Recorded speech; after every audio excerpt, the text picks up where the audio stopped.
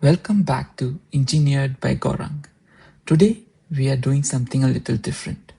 I have just published a new article about Stranger Things, specifically why a guy who hates horror, that's me, ended up loving a show about monsters. I looked at the show through an engineering lens, treating the plot like software code and the filming process like agile development. To help break this down, I generated an AI deep dive conversation to reverse engineer my own article. It's fascinating to hear machines debate the logic of the upside down. So, let's hand it over to the AI team. Here's the breakdown. All right, let's take a breath. It is January 22nd, 2026. The world is, well, it's slowly returning to normal. Slowly is the word. If by normal you mean people are finally stopping to, eat, sleep, and argue on Reddit after the Stranger Things season 5 finale. Exactly. The finale dropped on New Year's Day, Yeah. and I feel like for the last 3 weeks, the entire cultural conversation has just been Hawkins, Indiana. Oh, it's been everywhere. But, amidst all the hype and the memes, there's this other group of people I've been talking to, the ones who didn't watch it. Ah, the no horror, thank you crowd. Right. I was talking to my brother, and he was like, I know it's a cultural moment, but I have a mortgage, I have high blood pressure, I do not need a demon-eating teenagers to relax at the end of the day. Which is a completely fair stance. I mean, we forget that horror induces actual physiological responses. It creates cortisol spikes. Yeah. So if you're already stressed, voluntary anxiety isn't really entertainment. It's work. But that's what brings us to our source material for today. We're looking at this really fascinating breakdown by a writer named Gaurang from his newsletter, Engineered by Gaurang. Mm. And he basically proposes that my brother and everyone else skipping the show, because of that scary tag, is misunderstanding the whole genre. Yeah, and this is such a compelling take because of who the source is. I mean, Gaurang isn't a film critic. He's a software engineer. Very analytical. Very. And he says it himself, I do not do horror. He avoided the show for years because he prefers entertainment without what he calls lingering anxiety. So how did he end up writing a whole deep dive on the finale? He ran a little experiment. He called it the 2-episode leap of faith. Okay. Basically, he promised himself he'd watch the first 2 episodes of season 1 without judgment. If it was too much, he'd bail. Spoiler alert. He didn't bail. He did not bail. He binged the entire saga just in time for the finale. And so that's what we're going to do today. We're going to look at why he didn't bail. This isn't just a fan review. No. We're going to look at the show through Gaurang's lens, the lens of an engineer.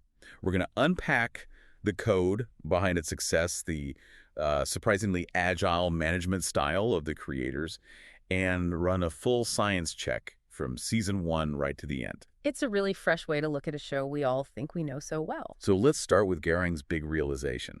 He argues Stranger Things isn't actually a horror show at all. He calls it an engineering marvel of nostalgia. Right. And when he says nostalgia, he doesn't just mean, the neon lights and the 80s music. No. He's talking about the structural skeleton of the show. He says the underlying architecture is pure Scooby-Doo. Okay, wait, hold on. Marvel of nostalgia, I get that. But Scooby-Doo. Yeah, Scooby-Doo. I mean, in Scooby-Doo, the monster is always like some guy in a rubber mask trying to pull off insurance fraud. Right. In Stranger Things, the monsters turn people into goo. The stakes feel a little different. The stakes are absolutely higher, but look at the mechanism of the story. This is where the engineering brain helps. Gaurang maps it out. You have a team. What do? They split up, they look for clues, they build traps. So it's procedural. It's completely procedural. And that familiarity, it lowers the cognitive load for the viewer. If you're a non-horror fan, the scary parts become bearable because you recognize the rhythm. You know what's coming, sort of. You know that when they all group up to build a plan, it's going to follow a certain kind of logic. Gaurang actually assigns the archetypes, doesn't he? Oh, he does, and it maps perfectly. Steve Harrington, the guy with the hair, he's the Fred. Of course he is. He's the brave leader, usually driving the van. Nancy Wheeler's the investigative Daphne, always looking for the clues. And characters like Robin or Dustin. They're Velma. No, the Velma. The brains of the operation. So the whole argument is that this Scooby-Doo framework is like a safety blanket. It's a container. It lets the show deliver this really high-stress content monsters, death, the upside down, but inside a low-stress, predictable package. The gang solves the mystery. That literary DNA makes the horror palatable. It's like hiding broccoli in mac and cheese. Ah, exactly. And he points out other layers of DNA, too. There's Harry Potter. The chosen one with 11. Right. And interestingly, Game of Thrones. Game of Thrones. That feels like a stretch. Not structurally, no, but atmospherically. Think about the threat. In Game of Thrones, you have the White Walkers coming from the north. It's this existential, cold, creeping threat that most adults are just ignoring. Okay, I see it. Gaurang points out that the Upside Down functions in the exact same way. It's the north. It's encroaching on the civilized world, and only a few people on the wall even know it's coming. That is a great comparison. So you've got the safety of Scooby-Doo, the hero's journey of Harry Potter, and the stakes of Game of Thrones. It's a potent cocktail. Okay, let's pivot to what I think is the most unique part of this whole deep dive. Gaurang analyzes the production of the show, how the Duffer Brothers actually made it. And he compares it to software development. This is where the engineer brain really shines. He contrasts two methodologies, waterfall and agile. Okay, so for everyone listening who isn't a coder, and that definitely includes me, can you give us the simple version? Waterfall versus agile. Sure, yeah, absolutely. So waterfall is the old school way of doing things. Imagine, a waterfall. The water only flows down, right? It can't go back up. Okay. In project management, waterfall means you plan everything, everything, rigidly at the start. You write this massive document, lock it down, and then you build it exactly to that spec. No changes. Which, in Hollywood, would be a finished script. Yeah. You write all 8 episodes before you even shoot frame 1. Exactly. You stick to the plan. If you realize halfway through a scene isn't working, too bad. The script is locked. But Gaurang notes that the Duffer Brothers explicitly rejected this. They ran the show using agile methodology. So they were just making it up as they went along. Not making it up, but iterating. In Agile, you build a minimum viable product, an MVP, a basic version. You test it, you see how it works, and you adjust based on data. And for the Duffer Brothers, the data was the footage they were getting on set. Exactly. They allowed what he calls runtime variables to change the code. Do we have, a concrete example of this? Because runtime variables sounds pretty abstract. The best example, and Gaurang highlights this, is Steve Harrington. Steve again. Yes. If you look at the original waterfall plan, the early script, Steve was just a bully, a total 80s trope. He was supposed to be unlikable. Unlikable, and frankly, he wasn't even supposed to survive season 1. He was a disposable character. Wow. But then the runtime variables kicked in. The creators saw the actor, Joe Keery, on set. They saw he had this incredible charisma, this timing, this chemistry with the other actors. So if they were sticking to Waterfall, They would have ignored it. They would have said, nope, the script says he's a jerk, so he stays a jerk.